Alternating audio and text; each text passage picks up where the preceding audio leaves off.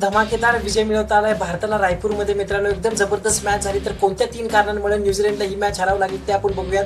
तर पहिलं कारण होतं मित्रांनो ते टॉस जिथं हारला तिथंच ऍक्च्युली अर्धी मॅच हरली होती. खूप ड्यू होता ग्राउंडवर मित्रांनो. तर इंडियाने तिथं बॉलिंग करण्याचा निर्णय घेतला. त्यानंतर सेकंड इनिंग्समध्ये बॉलिंग करणं खूप अवघड होतं मित्रांनो. तर ते पहिलं कारण होतं मित्रांनो. सेकंड कारण तुम्ही बघितलं असेल, ज्यावेळेस बॅटिंग करायला न्यूझीलंड आले मित्रांनो, ज्यावेळेस चांगला स्टार्ट भेटला होता टीम सायफर्ट आणि डेव्हन कॉन्वेमध्ये, पण लवकर आउट झाले, पटापट आउट झाले मित्रांनो.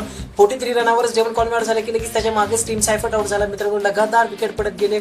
त्यानंतर तुम्ही बघितलं ग्लेन फिलिप्स आणि रचिन रवींद्रमध्ये एक चांगली पार्टनरशिप झाली, पण लगेच ग्लेन फिलिप्स आउट झाला मित्रांनो 98 रनावर की लगेच तुम्ही बघितलं असेल 20 ते 25 रनाच्या अंतरावरच रचिन रवींद्र आउट झाला 125 रनावर. तर त्या मागेच डॅरी मिचेल सुद्धा आउट झाला 129 रनावर. तर एक पार्टनरशिप चांगली मोठी करता आली नाही. एंडमध्ये तुम्ही बघितलं असेल तर 11.5 ओव्हरमध्ये मित्रांनो 125 रन होते, तरी सुद्धा त्यानंतर जास्त स्कोर करता आला नाही मित्रांनो. या पिचवर कमीत कमी 230-240 रन पाहिजे होते. पिच सुद्धा चांगलं होतं आणि त्यानंतर ड्यूमुळे तरी ऍटलीस्ट जास्त रन पाहिजे होते. तरी सुद्धा तेवढे रन झाले असते तरी सुद्धा इंडियाने चेस केले असते मित्रांनो, कारण एकदम जबरदस्त बॅटिंग झाली.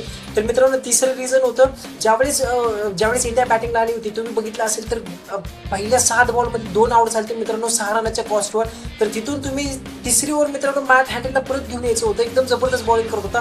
तर तिथं तुम्ही आणलं जॅक्स फॉलोसकडे आला तर मित्रांनो त्याच्यामध्ये त्यांनी ऑलमोस्ट 24 रन्स खाल्ले एकाच ओव्हरमध्ये. तिथून जे मुवमेंट केलं, जे ईशान किशनने फॉर्म पकडला मित्रांनो, तिथून ऍक्च्युली सगळीच मॅच गेली. त्याच्यामध्ये न्यूझीलंडची न्यूझीलंड तुम्हाला असं दिसणार नाही अशी एवढी घाण फिल्डिंग करताना. एकदम जबरदस्त टीम आहे मित्रांनो. फिल्डिंगमध्ये तुम्ही खूप कॅच सुटले.